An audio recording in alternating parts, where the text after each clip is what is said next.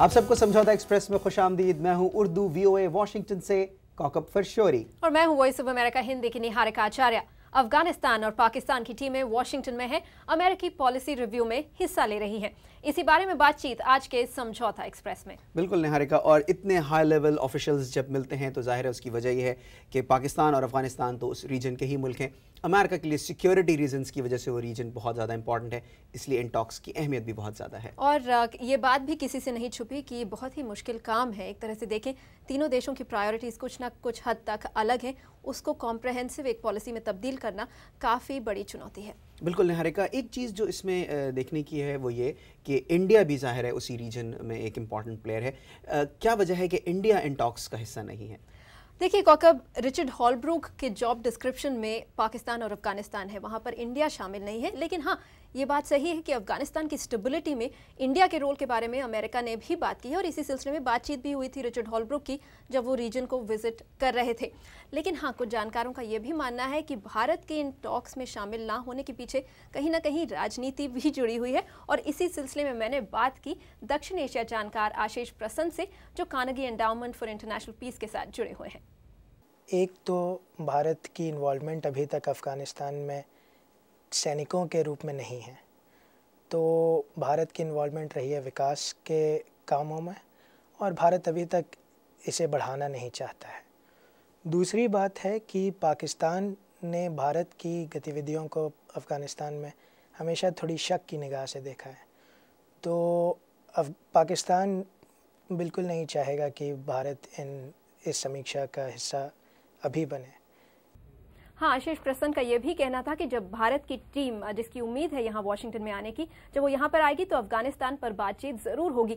लेकिन कौकब, आशीष प्रसन्न के साथ कई जानकारों का यह बार बार कहना रहा है कि पाकिस्तान को अफगानिस्तान में भारत का रोल जो है वो बिल्कुल पसंद नहीं आ रहा है। और हम अपने समझौता एक्सप्रेस में बार बार ट्रस्ट की बात कर रहे हैं, तो क्या अफगानिस्तान में एक साथ काम कर कर दोनों देश ट्रस्ट नहीं बढ़ा सकते? ये क्यों इतना मुश्किल क्यों हो रहा है? निहारिका, आप बिल्कुल ठीक कह रही हैं कि बेसिकली ये ट्रस्ट का इशू है। और अफगानिस्तान में भारत के रोल के हवाले से अब से 2-3 साल पहले कुछ ऐसे सवालात उठने लगे, पाकिस्तान के ऐसे कंसर्न्स हो गए कि इंडिया के जो काउंसलेट्स खुल रहे थे अफगानिस्तान में बहुत ज़्यादा बड़ी तादाद में, फिर बलूचिस्तान में कुछ ऐसी एक्टिविटीज़ हुई, तो पाकिस्तान ने इस चीज़ को फिर रेज़ किया कि शायद उसकी वजह हो सकती है। आप जानती हैं पाकिस्तान और इंडिया की हिस्ट्री है कि जहाँ भी इंस्टेबिलिटी होती है तो एक दूसरे पर शक किया जाता है, इल्ज़ाम आयद किए जाते हैं।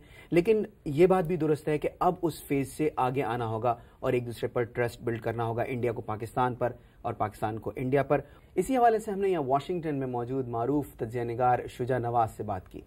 ज़ाहिर है कि अमेरिका चाहता है कि जो भी सलूशन निकाले इस इलाके के मसाइल की, उसमें भारत का भी की शमूलियत काफ़ी ज़रूरी है। इसीलिए एम्बेसडर हॉलब्रूक भी जब गए थे उस इलाके में, हालांकि उनकी डायरेक्टिव्स में हिंदुस्तान का नाम नहीं था, लेकिन वो भारत भी गए इसीलिए कि बग़ैर भारत से बातचीत किए हुए किसी रीजनल मसले पे आप बात नहीं कर सकते, ना ही आप हल निकाल सकते। शुजा नवाज के व्यूज़ आपने सुने। एक और चीज़ नाजरीन जो कि यहाँ पर वाशिंगटन में बहुत ज़्यादा जिस पर डिस्कशन हो रही है वो ये कि जिस तरह से इंडिया ये कहता है कि उसकी रिलेशनशिप अमेरिका के साथ सेपरेटली होनी चाहिए, पाकिस्तान से उसको लिंक नहीं करना चाहिए, इस तरह कुछ एनालिस्ट ये पूछ रहे हैं कि क्या पाकिस्तान को भी ये डिमांड करनी चाहिए कि उसकी रिलेशनशिप अमेरिका के साथ सेपरेटली होनी चाहिए, अफगानिस्तान से उसे लिंक नहीं किया जाना चाहिए। इसी हवाले से हमने शुजा नवाज से बात की।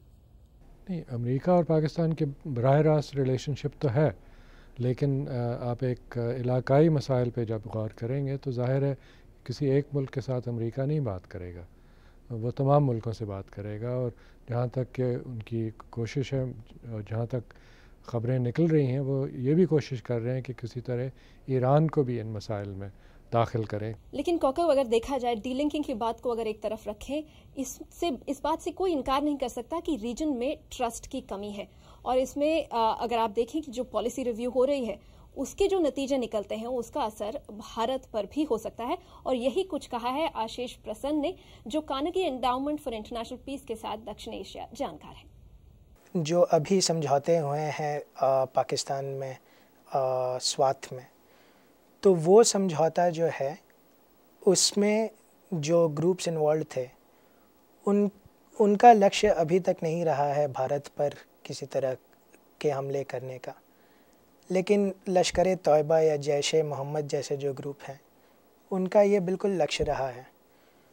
तो अगर वे इन समझौतों में ऐसा समझौता होता है कि ये ग्रुप्स फिर भी एक्टिव रहते हैं, तब ये भारत के लिए बिल्कुल चिंता का विषय होगा।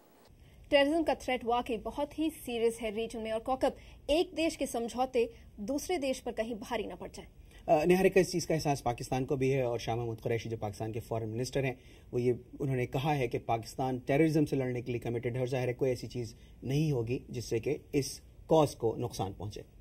कौकब, इस विषय पर तो बहुत सारी बातचीत हो सकती है, लेकिन समझौता एक्सप्रेस का सफर आज हमें यहीं पर खत्म करना होगा।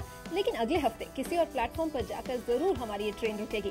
तब तक कौकब और निहारिका को दीजिए इजाजत।